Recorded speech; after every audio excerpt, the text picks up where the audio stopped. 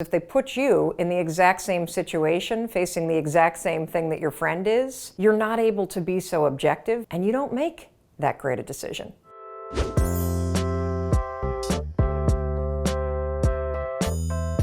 Today I want to introduce you to a Jedi mind trick that I use all the time whenever I have a really important decision to make, or I can feel that I'm starting to get really emotional about something. So what I want to teach you is the power of objectivity. Researchers at the University of Waterloo and the University of Michigan have studied how people make decisions, and they've discovered something really interesting. If your friend is facing a problem, when you have to make decisions on behalf of your friend, you tend to think from multiple perspectives, you think about multiple outcomes, and ultimately you make a much better decision. What they found in research, though, is if they put you in the exact same situation, facing the exact same thing that your friend is, you're not able to be so objective because you're emotional, and you don't make that great a decision.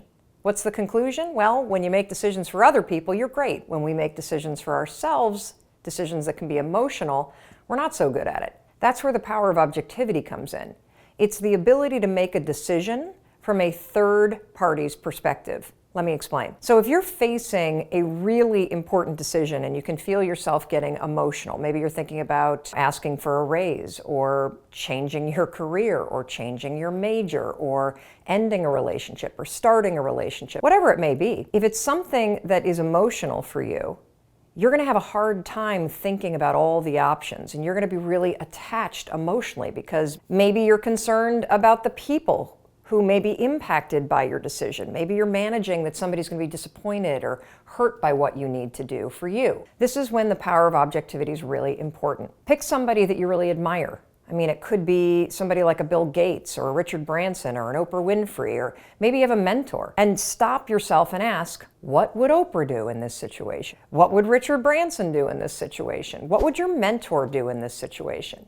Bringing that level of third-party objectivity will yank you out of your body and your emotions, and it will help you give yourself the perspective that you need and the distance from your emotions so that you can actually assess your options and make the best decision for you. What would Mel do if Mel were making the decision, the best decision? You know, there's a really interesting example of somebody who did this in sports, and at the time, he actually got a lot of flack for it. It was LeBron James. Now, LeBron James, as you know, played for the Cleveland Cavaliers for a really, really long time, and he's arguably one of the best basketball players to ever hit the NBA. So he made this announcement that he was going to leave the Cleveland Cavaliers, where he had been playing forever, had rabid fans, and he was going to leave them and go to Miami. Miami Heat. That was the conclusion you woke up with this morning. That was the conclusion I woke up with this morning. He was giving an interview to ESPN, and what he said was this. He said, LeBron James needs to do what's best for LeBron James. Now, people kind of laughed at him because it's a funny way to say the sentence, but this guy's really smart. He was leveraging the power of objectivity. Mel Robbins needs to learn how to do what's best for Mel Robbins, and you need to learn how to do what's best for you. And your life, your work, it all comes back to the decisions that you make. So the next time that you're facing a really important decision, or you start to feel that you're getting wrapped around the axle because you're thinking about what everybody else is going to think or how this is going to impact people that you care about, stop. Take a step back, leverage the power of objectivity, and do what is actually best for you.